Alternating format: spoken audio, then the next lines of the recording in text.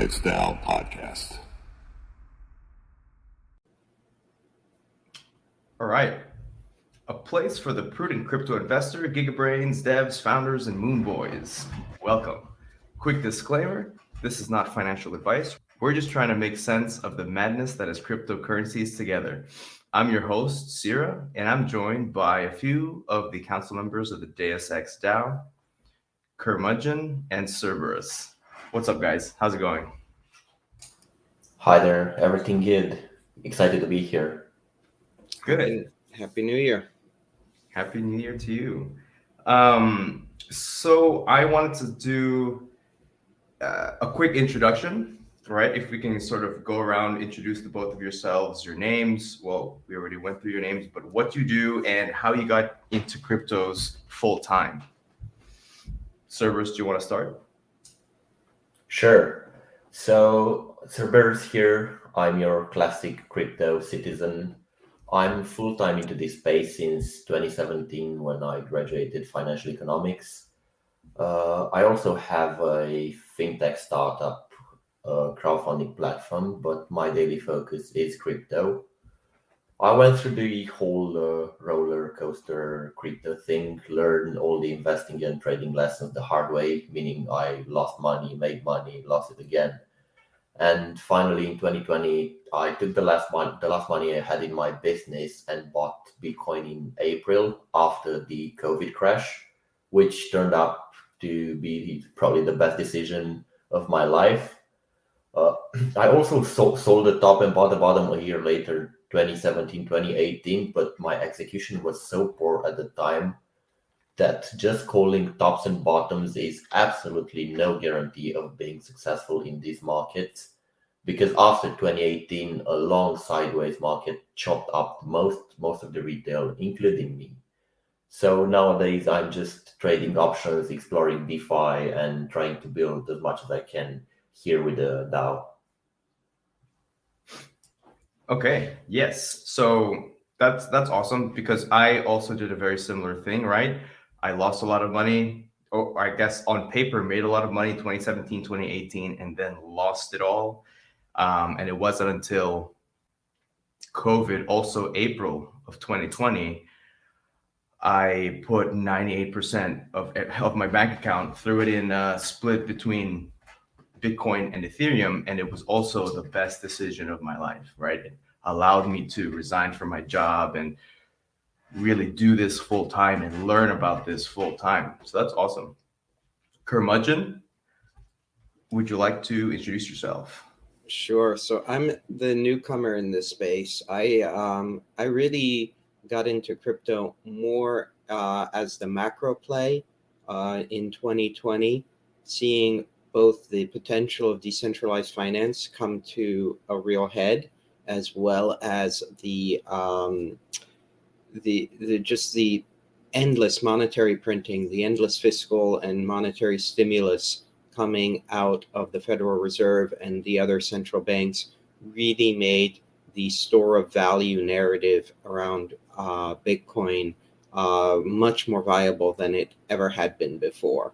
And I'm most interested in how different aspects of DeFi can really build up new economic models that haven't been directly replicated in traditional finance, where I've worked for a couple of decades, and really looking forward to what the space delivers over the next couple of years. I think the current market cycle is a bit of a different one than what we might have seen before, but I'm confident that a couple of years from now we'll have been glad to stuck it through. Oh yeah. So there are a few points there that I would love to sort of get deeper into, and I guess to connect what the both of you just said, tops and bottoms, right? Calling tops and bottoms and the difference between this cycle and the last cycle, because there are stark differences, right? Because all we can do as people who are trying to make our way in this space is compare, at least as a trader, is to compare this, price action with the past cycles that we've seen And I guess some of the first things that I've noticed about the differences is how altcoins are moving in relation to how Bitcoin is moving, right? So traditional money flow theory would suggest that Bitcoin moves first, and then Ethereum, and then your large caps, and then, so on and so on. But we're seeing something a little bit different now, it being a lot more narrative driven than in 2017, 2018, which makes timing the tops and the bottoms even more difficult, right? Because things are not moving the way we thought it would. What do you guys think about that? So I think the big difference between now and 5 years ago is that all of the altcoins, well, maybe not all, but many of the altcoins have a real use case. They have a real economic driver behind them. And even if the rest of the market is doing badly, that narrative can still carry them forward, and the economics surrounding that narrative can really carry that forward. So that's one big difference. I think in 2017, everything was more or less driven by the same kind of payments and store of value type of narratives, and it was all variations of a theme. Here you have completely different species of things. I think that's a great point. I would totally agree. Yeah, also agree. You can also look at how people are interacting with alts. Now they are charting them and trading them versus US dollar or USD Tether or whichever stable coin you want. When in 2015, 2017, 2018, all alts were mainly traded versus Bitcoin, and Bitcoin was like the god market. When as of now, many people do make the claim that Bitcoin will lose that position, and maybe Ethereum or I don't know some other big crypto will take its place. So I'm not saying Bitcoin days are numbered, but you can always like have a discussion about, is Bitcoin still the most important thing in crypto, and it, is it the one that just makes things happen like cycle wise? Yeah, I guess we'll find out, right? I personally think that Bitcoin will stay as relevant as it always has been, I think. And people will continue to say that death of Bitcoin, or you know I would rather buy Ethereum or altcoins and stuff, but Bitcoin will probably stay as significant and probably the top market cap cryptocurrency for much longer than we would expect. I know Ethereum's catching up pretty fast. Even if it does sort of flip, that flip won't last very long, right? Maybe it'll be a day, a week, and then it would drop down. That's what I think. So one thought that I had was, if you think about the overlap of investors and market participants between Bitcoin and altcoins now versus before, I think there's a lot of people who are very active on Ethereum who have less than 10% of their portfolio in Bitcoin or Bitcoin related assets. I don't, and therefore Bitcoin could jump to zero, and it wouldn't have the impact on their spending power or their sentiment the way that it would have a few years ago, when it was the big ballast. I think Bitcoin's going to turn out to be the gold bullion of crypto, which has a use in your portfolio, and but it should not be the dominant element of your portfolio. Yes, that's a good point. And I did want to talk about how the Bitcoin dominance chart has just been on a huge downtrend, really since Ethereum came about, right? But my thought process is that I think most people who are not really in the space but want to invest in cryptocurrencies um, will start with Bitcoin, right? Because it's a little easier to understand versus DeFi and Ethereum. I think, maybe I could be wrong, right? Because I guess teaching someone how smart contracts work, that takes 5 minutes to get the general picture, 10 minutes, and then you realize its implications on, a whole bunch of other things. But in terms of like the average person who wants to step into cryptos, I'm thinking that they're going to get into Bitcoin first because of that store of value narrative,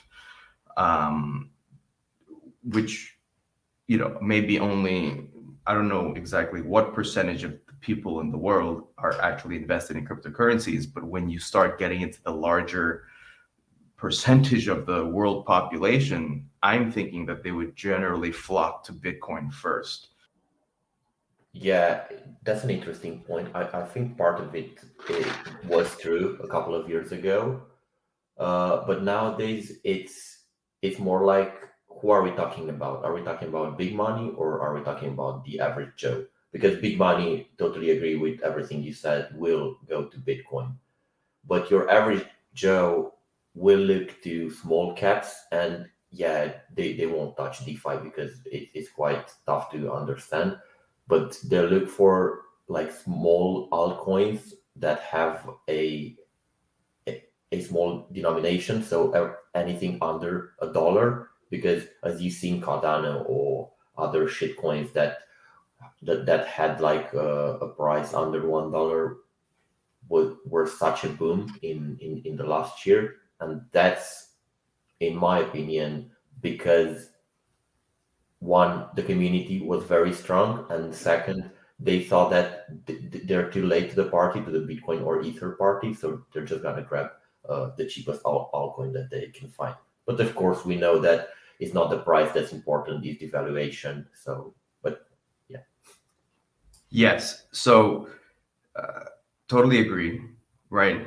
You have the retail coming in. The retail who know nothing about cryptocurrencies will buy something under $1 because they think it's cheap, not knowing that coin that they just bought that's like 10 cents actually started from 0.00001 like 3 months ago. It's already gone up 100,000%, and its market cap is in the billions. Like, they have no idea how this works. And then institutions, yes, I also agree that they would be the ones primarily at first who will buy Bitcoin because they understand that as gold, and maybe Ethereum and DeFi, not so much yet, maybe akin to how no one really understood the values of the FANG stocks when they first came out, right? Or Tesla, for example. It had to sort of be more widespread and demonstrate its use case and its value and how it can make money. These protocols are making money until money actually started flowing into them from institutions. So, it's just easier to understand gold and stores of value, and then new technology. Yeah, I think for a lot of it, there's going to be different layers of market participants. You identified two of them, kind of your person who comes in from nowhere and buys Shiba Inu coin or whatever it's called, and then the person who is, and you heard those firefighters in Texas bought 25 or $50 million worth of Bitcoin for the pension fund. But in between, I think you have a lot of people who look at all the different lending protocols and say, yes, I understand this. I understand collateralized lending. I understand why you can get good returns from collateralized lending with low risk. I'm willing to put money into the token or into the pools, and I'm comfortable with the downside aspects of it, especially if it's dollar denominated. So I would be curious to know what actual percentage of people, let's say crypto participants, are dabbling with DeFi in that sense, right? So they understand liquidity pools, they participate in liquidity pools, and just that, like, how many people are actually understand this, and I guess how many people of the population who are investors are actually invested in cryptocurrencies? Because in my mind, the people who are participating in liquidity pools, I understand that there are billions of dollars in like, LPs and Uniswap and all these other decentralized exchanges, billions and billions of dollars. But what percentage of that investment population or investor population is actually in these liquidity pools? Like, could it actually just be one, a few number of people with big pockets, or is it a bunch of people? Well, my first thought would be like lower than 10%. But when we're thinking that OpenSea is at the highest of every metric, every valuation, and to buy NFTs, you have to interact with a wallet, a decentralized wallet. And when you're interacting with a decentralized wallet, why wouldn't you just look just a layer down into DeFi? So I honestly think that the percentage is higher than what most people think. Also, another metric to find out that would be to look at the DeFi market cap, but most people are just speculators. They're not like power users. So I know anything in the range of 20 to 30%, I would say that they at least interacted with a smart contract. But if you want to define it like a liquidity pool, it might be smaller. I think it's all about how are we defining interacting with DeFi here. Yeah. So to that point about NFTs, there are people who are spending thousands and thousands, if not hundreds of thousands of dollars to buy an NFT. And these same people, some of these people don't even own Bitcoin, right? Or they haven't dabbled with any other DeFi protocol outside of trying to buy their NFT. And so this is another category of people who have now entered the market, interacting with smart contracts through NFTs, but don't know anything outside of that or haven't started digging through that yet. Right? Eminem bought a Bored Ape for $460,000. Like, that's insane. Do you think he's like, taking a look at liquidity pools or gone on a decentralized exchange? Probably not. But oh yeah, for sure not. He's probably just doing it for the flex, for the culture. which is great, right? I mean, I'm not complaining. It's just really, I guess I don't know how to interpret all this stuff that's going on, because you have different, I guess, facets of social change maybe, or pop culture that's popping up in all these different places, and it's just very difficult to wrap your head around like what this actually means.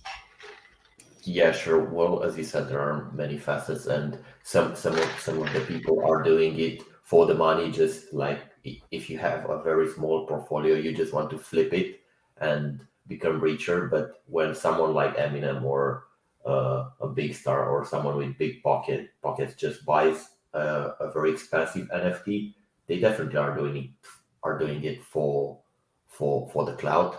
It's like buying a Lambo. You're not buying a Lambo to drive in Miami. You're buying a Bored Ape to put it on your Twitter, on your Instagram. So I think again it depends on who are we looking at. Well, you also think about, was it Visa who was buying, a bunch of NFTs as well last year, as well to kind of show, yes, we're with the future, we're the payments platform of the 21st century, et cetera, et cetera.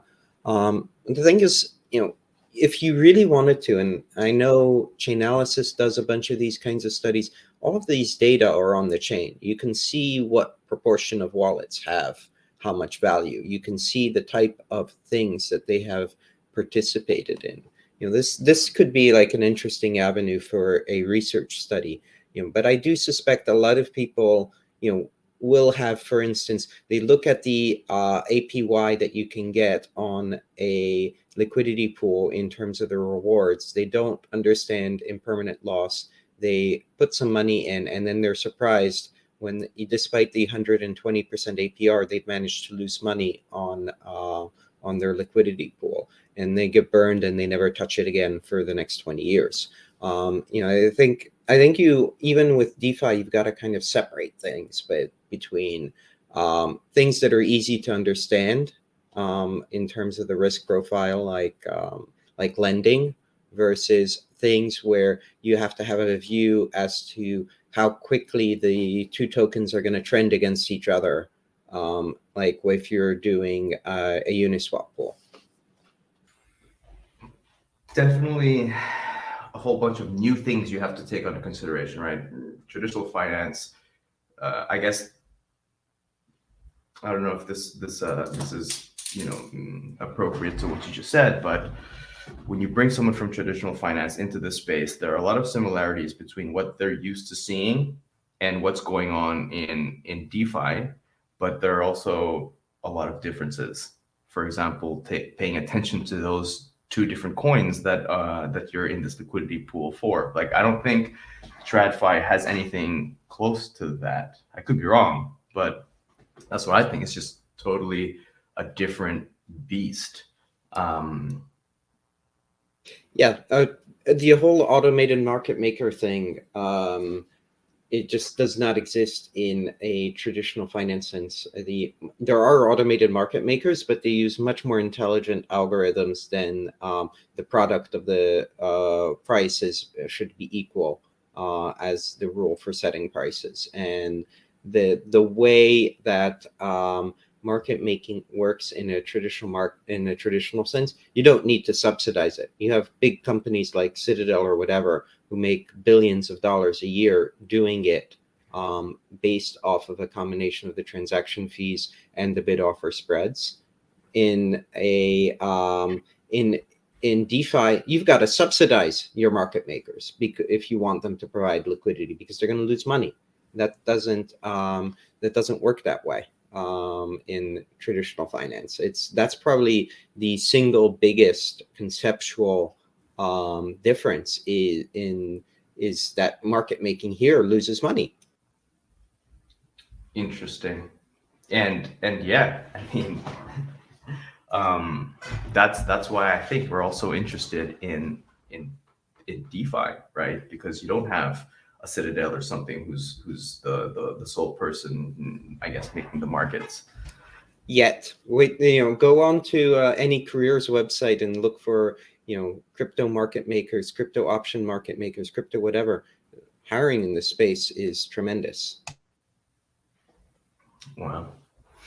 So I want to sort of shift gears a little bit, also bringing back to influencers, talking about influencers getting into NFTs and things like this. But I did want to talk about crypto Twitter influencers and YouTube influencers, right? Which I guess you can kind of, they obviously know a lot more than Eminem, who just bought an NFT.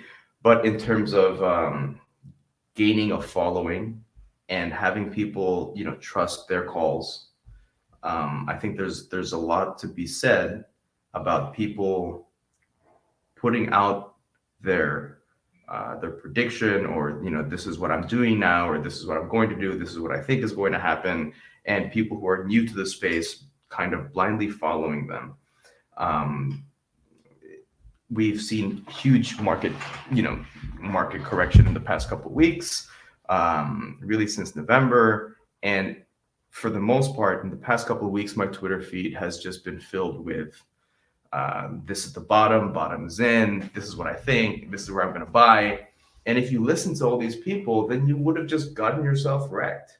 I think, to me, it's very important to find the people who, I don't want to say know what they're talking about, because a lot of people know what they're talking about, but doesn't mean that their calls are going to be correct, right? So for me, it's more of how can people sort of make their own decisions? Like, what do they have to do to be able to come to the conclusion that, okay, now is the time to sell, and not hold on and get wrecked on paper just to be like, I don't know, to be a diamond hand holder for the next 2 years, right? Like it doesn't matter. It doesn't matter to me if you have diamond hands, because you just wasted an opportunity to take profits when you're up 400%, a month ago, and now all of a sudden you're down, 25% or more.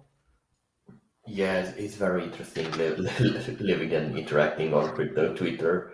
Uh, that the constant is that you have to counter trade everything that happens on crypto Twitter, which in my experience is true only when people are really emotional on Twitter. So a very good example of that is last year in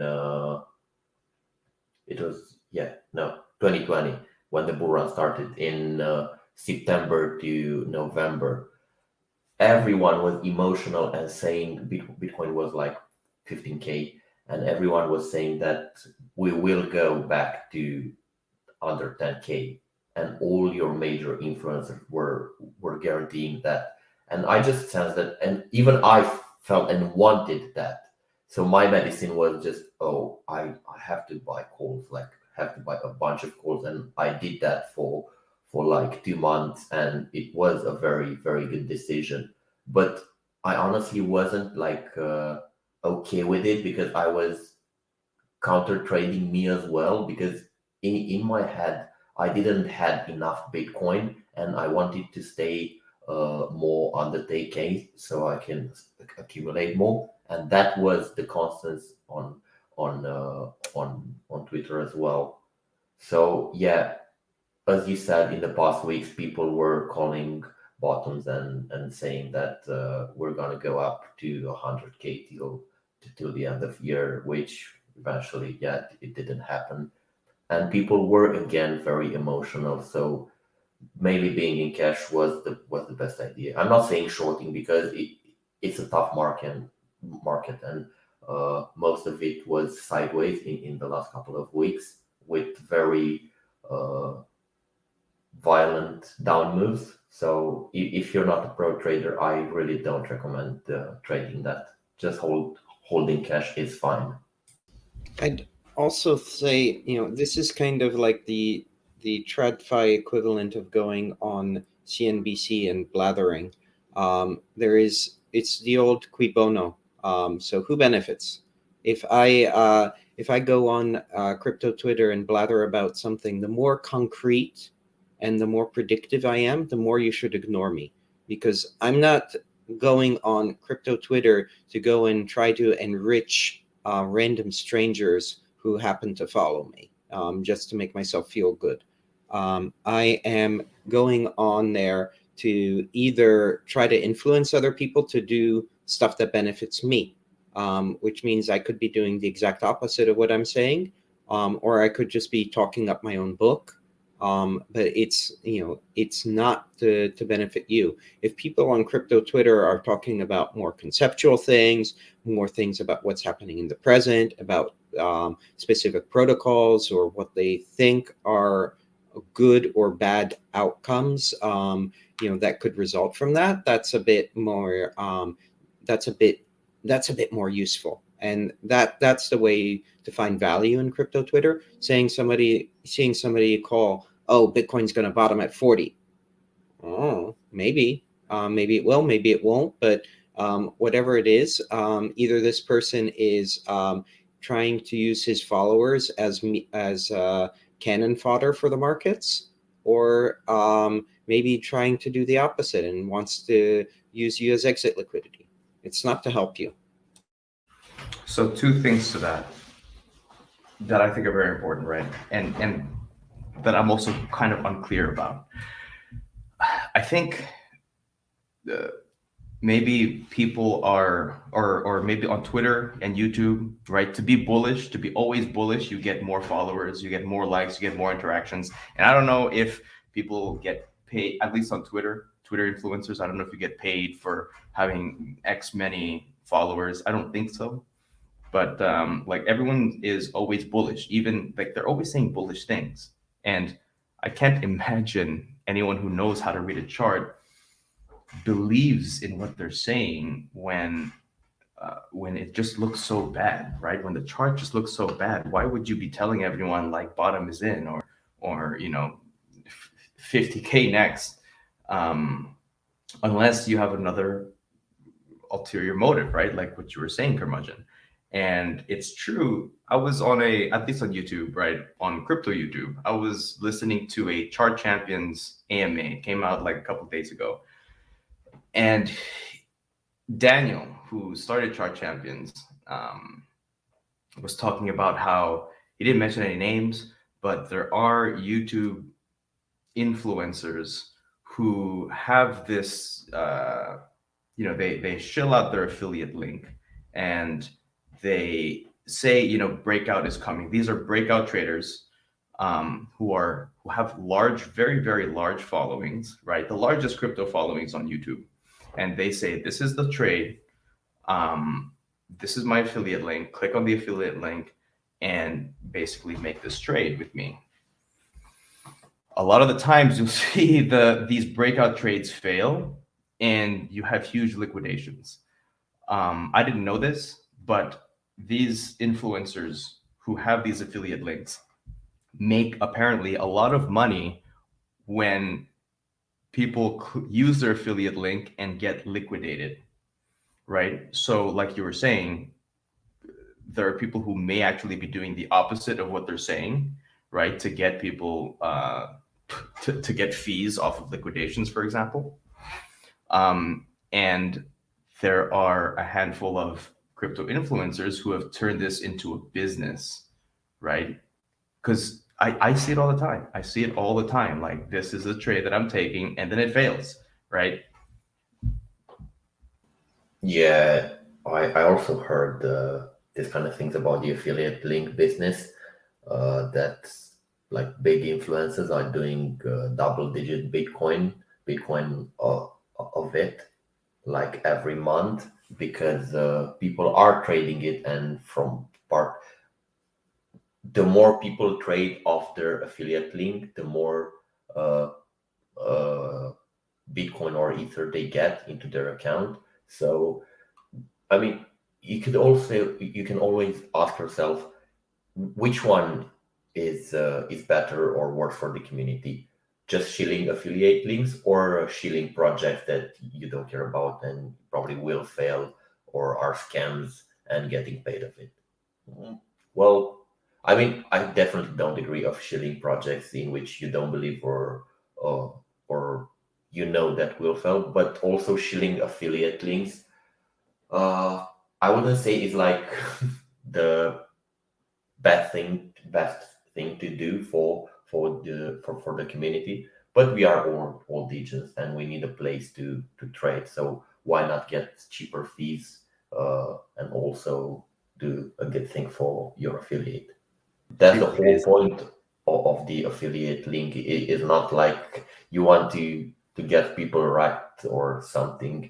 I mean, you can get like a good income even if you're the one who accesses your affiliate link is doing good trades. I mean, you also get part of their God. fees. So this is what, because I didn't really understand what was going on, or what the business model of affiliate links are, until I heard the Chart Champions AMA. And yes, from my understanding, there is a win-win situation that's not super freaking scammy, like getting people liquidated. And that is, I guess, how Chart Champions is doing it, right? So because they're an education channel and their students, right, their customers, myself included, are not getting liquidated by following like how they trade.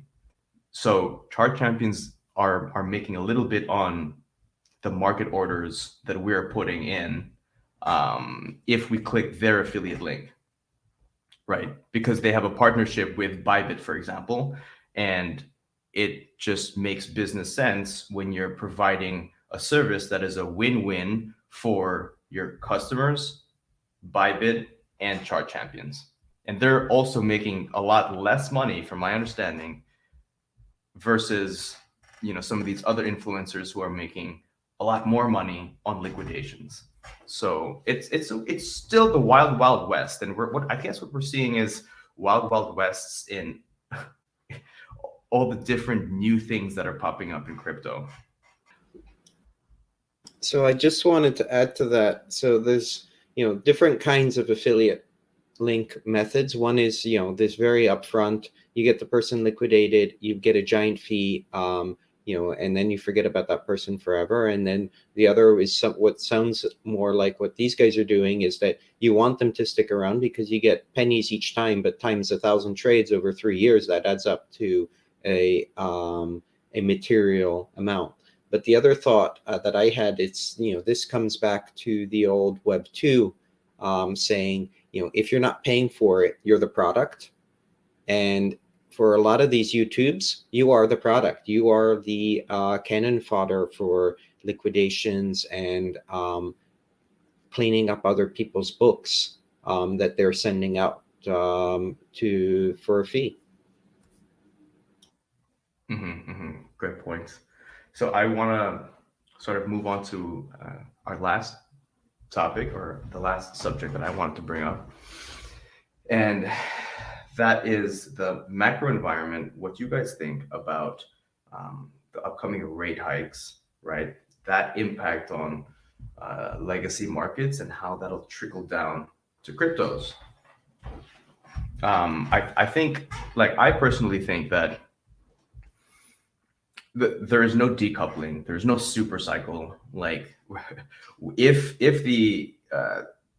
legacy markets, or let's say the S&P 500 just all of a sudden crashes tomorrow, Bitcoin and all the cryptocurrencies are going to go with it, if not drop even harder, right? So what do you guys think about this? Are you worried about that? Are you worried about the rate hikes affecting our next cycle peak? If everyone is thinking the cycle peak was going to be 2022, 2023, what do you guys think about this? So I think there's a few things there. One is there's definitely a strong correlation of Bitcoin and the crypto market in general to traditional measures of risk on. And if you look at how other things have behaved, say since middle of October, November, you're looking at, Cathie Woods is falling through the floor.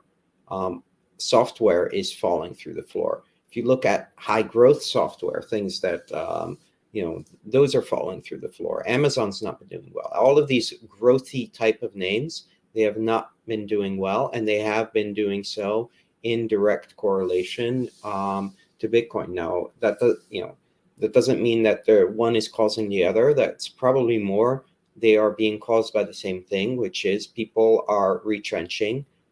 There's less appetite for risk. There's, part of what has been supporting the equity markets is this concept of there is no alternative. Everything else that you could possibly do is going to give you terrible returns for the foreseeable future. If there are rate hikes and you can meet your required return at lower risk, maybe people will start migrating back into bonds. But I don't see that happening anytime soon. I think you're still going to see a negative real yield on treasuries, even up to 10-year treasuries for the foreseeable future. There was an interesting study that was released last week that basically, if you took the Taylor rule, which is basically inflation versus unemployment, you modified it a little bit, it would suggest that the Fed should hike 6 times this year.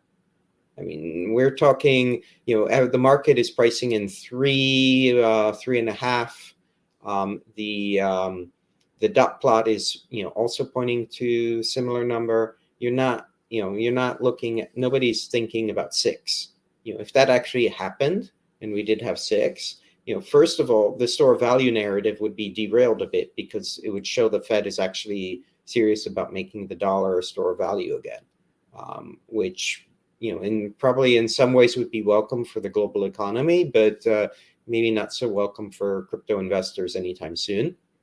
But it would also, I think you would have this whole concept of the taper tantrum from it is 8 years ago now, coming back with a vengeance. And I don't think Powell and the rest of the Fed crew have the follow through to actually implement this the way Volcker did 40 years ago, when he derailed the economy to get inflation back under control. And sometimes that's what's needed.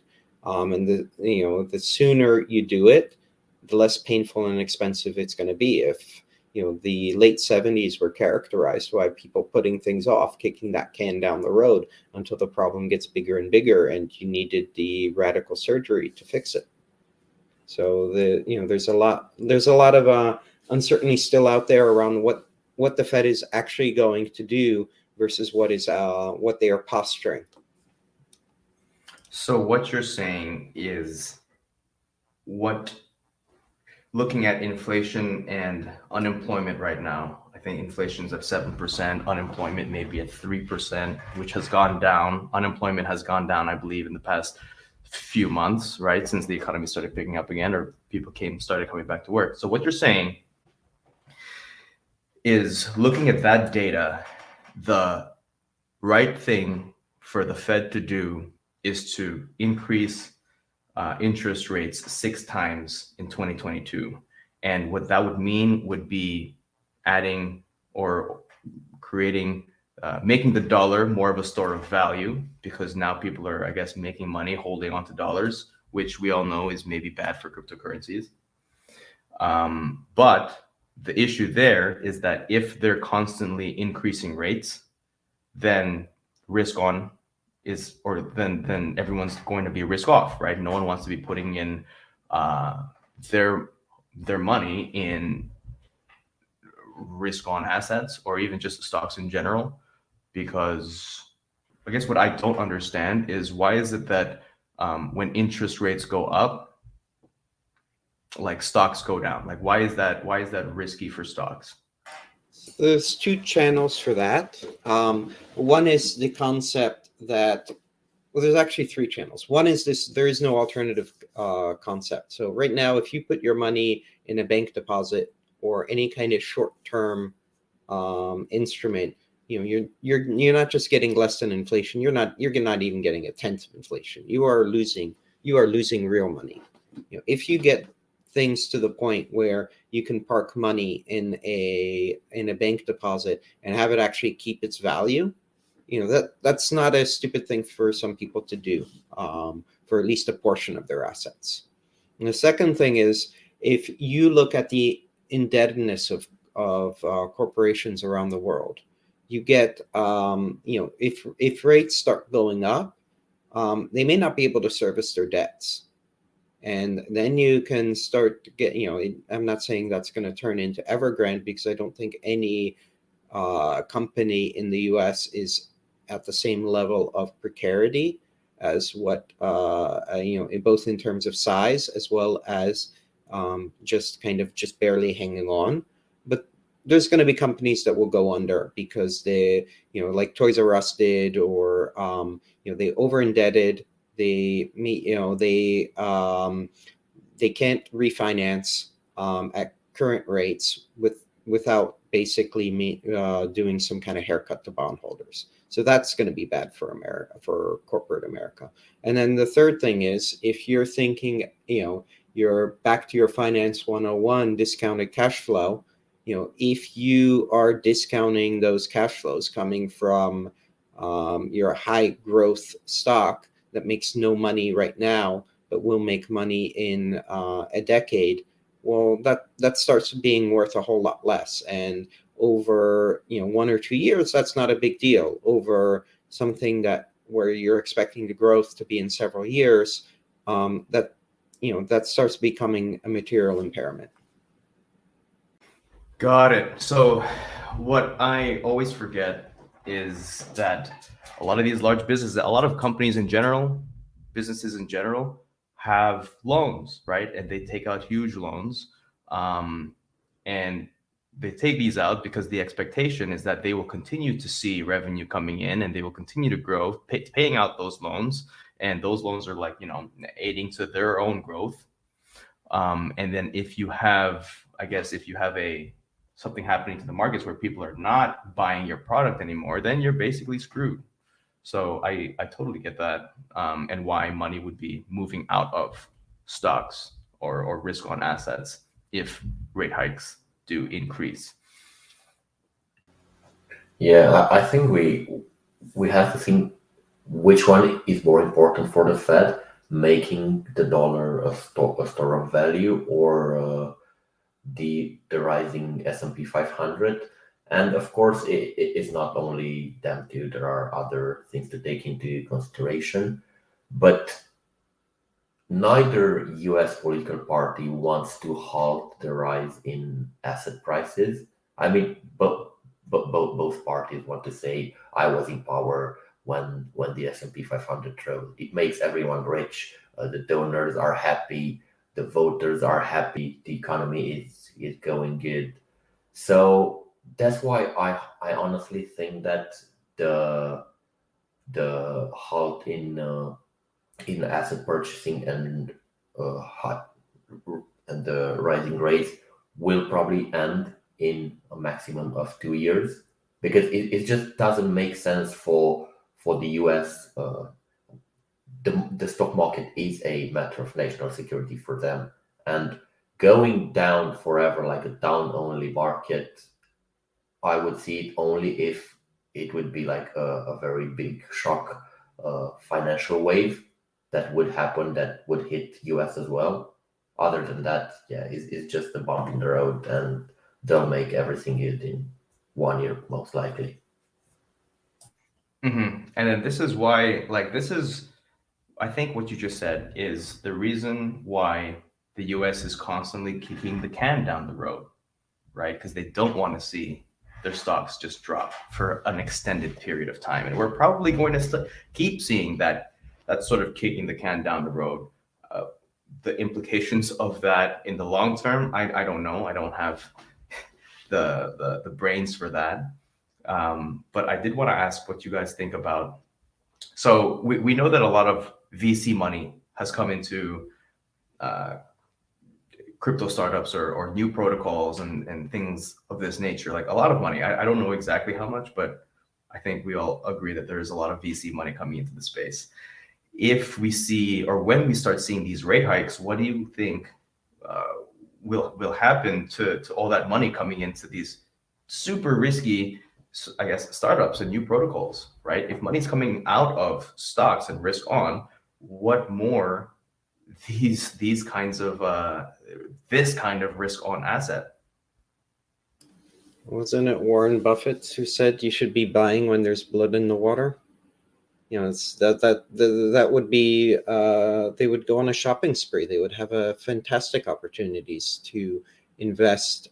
Once the money is committed, it's committed. There's basically no out unless they're without the agreement of the VC firm, unless there's usually some kind of if the founders get arrested or something kind of or leave the firm type of thing. There are like key person events like that, but otherwise the money's committed. They're going to spend it, and the fact of the matter is, some of those first big VC funds, they were investing in 2018, and that was the reason they made tremendous returns, is they were buying stuff on the cheap. And I guess that's also similar to maybe, what was it, 2000, 2001 dot-com bubble, right? Everyone who was buying, or anyone who invested in the companies that survived that crash, probably made a shit ton of money.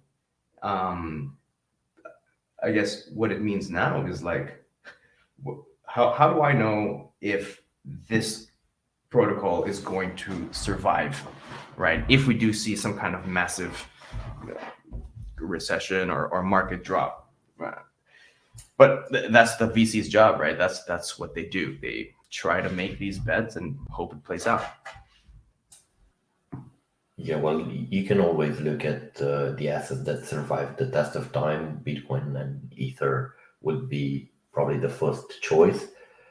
But if you want to make like riskier bets, like big funds did with Solana or other Phantom or other big protocols nowadays, you probably need to have also another funnel. It's not just about the money, it's also about in which project with what leader are you investing, because if you're looking at every successful project from last year, all of them had a big leader who managed to rise the community and follow them or end the project. So I wouldn't say it's only about the money here. It's also about the thing that you are investing in. You mean like innovation, like for example, investing in Solana because you think that Solana is going to really push the crypto industry forward, or let's invest in metaverse because the metaverse is probably going to be super huge and I want to be a part of that and I want to help that grow. That's what you mean, yeah? Yeah, and also it's, I mean, look at July and August last year when Solana was the asset that recovered the best out of all of them. And surprise, surprise, after a month or two, there were all these articles about some big TradFi VCs that put lots of money in Solana. I mean, all those recoveries were TWAPs from them big funds. So, and after that, it was an up only market because retail picked that up and it was like a domino effect. So I wonder, it'll be interesting to see which alt L1s and sort of other protocols are going to be the first to bounce after this sort of corrective period that we're seeing now. And we're already sort of seeing where money is going from the past couple of weeks, right? Atom has done extremely well. Every little drop, you see Mana or these gaming coins have pretty significant bounces, at least in the very short term. But certainly Phantom and Atom have just done tremendously well during this corrective period. I don't know where that money is coming from, but it is something to take note of. Right. I think we're still at the mercy of the market cycle and the macro. I'm honestly, I don't think anyone can know in this moment what will do best in 6 months to a year. Because if we'll get like 6 rate hikes, trust me, everyone will get fucked, and being in cash would be the best thing for them. So I think this is the best way that we can end our second episode, and that is what you guys think, or your boldest prediction for the next maybe 6 months.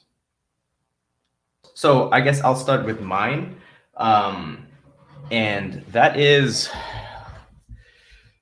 and I've had this sort of mindset for the past couple months, right? I believe in lengthening cycles, and I believe that we're not going to see, this is not the peak, and the peak is probably going to come around the end of 2022, early 2023, right? And I have this because I follow Ben Cohen from Into the Cryptoverse, and he's sort of laid out his thoughts very, very well. And so if that's the case, then it could be that Bitcoin drops further, right? Drops to maybe 30K, drops to maybe lower 20s, and then sees a huge bounce from there. I'm also pulling out these numbers because I also follow Chart Champions, and they're the best traders, in my opinion, the best crypto traders in the world. And I have sort of their levels that they're looking at. And that is, if we don't get a huge bounce at 40K, maybe it's going to be at 30K, and so on, right? 23K. And so if these things happen, then maybe in the next 3 months, 4 months, we're going to see that further correction, maybe together with stocks, followed by a huge bounce by from the crypto markets, while everything else in the world is going down, right? So we're going to see all that huge value come into cryptos as that hedge, at least Bitcoin as that hedge against a dropping dollar, which would catapult Bitcoin through all-time highs and 100K, which is what we're all sort of expecting to see, and that could take the next 12 months, really. All right, I've got one. Not related to price action or anything, but to market structure. I think we're gonna see one of the big prop groups, whether that is one of the name brand ones that we all hear about, or one of the smaller ones, get into crypto in a big way, and they are going to upset the whole apple cart around the automated market maker structure. They're going to make things like sandwich attacks completely much more common than they are now. And we're going to have to completely revise the way that these automated market makers work. I like it. Cerberus? Yeah, well, as I said earlier, I think we're at the mercy of the market cycle and what the macro will do. But for someone who wants to hold like Bitcoin or a crypto and have exposure all the time to the space, using our past experience, holding Bitcoin wasn't that bad of an idea. Usually, I mean, until recently, you would have been in profit at any point you would have bought. I mean, now it's not the case, but most algorithms are benchmarked to the hodl strategy, and that's for a reason, because it's very tough to beat the buy and hold strategy just by trading it, and most people are not doing in an automated way. Just they're trying to trade discretionary, and they end up losing their money. So yeah, just stick on your stay on your hands, and if you want to have exposure, Bitcoin is for now the answer, in my opinion, because anything like an altcoin is probably too risky now. Yes, and you're saying this because we all know that Bitcoin, it doesn't matter where you buy, because eventually, because it's been around for 10 years, and literally this is true, eventually the price will go back up and will break that, go above that price that you entered in, hopefully making tremendous gains from there. And yes, you cannot say this is true for all the other altcoins, because nothing has withstood the test of time quite like Bitcoin. Yeah, exactly. So to cap it all off, Cerberus and Curmudgeon, if you guys can just say, how can we find you? Your maybe your Twitter handles, and I will start by saying Deus Ex DAO. Check us out. Our Twitter handle is at Deus Ex DAO. And if you liked this podcast, then please follow, share, and like. You can find me on Twitter at 0x Cerberus. If anyone wants to join the DAO, we have a membership application form. Just hit any of us on Twitter, and we'll be happy to chat with you. And I'm on Twitter as well as 0x Curmudgeon. I was off Twitter for years after it turned really toxic, but I finally broke down and got back into it. And you can find me at Sierra303. Guys, thank you so much for joining. This was a great conversation. I really enjoyed it. Well, I'll be talking to you guys soon, and I'll see you in our Discord. Have a nice one. Thank you for the great discussion.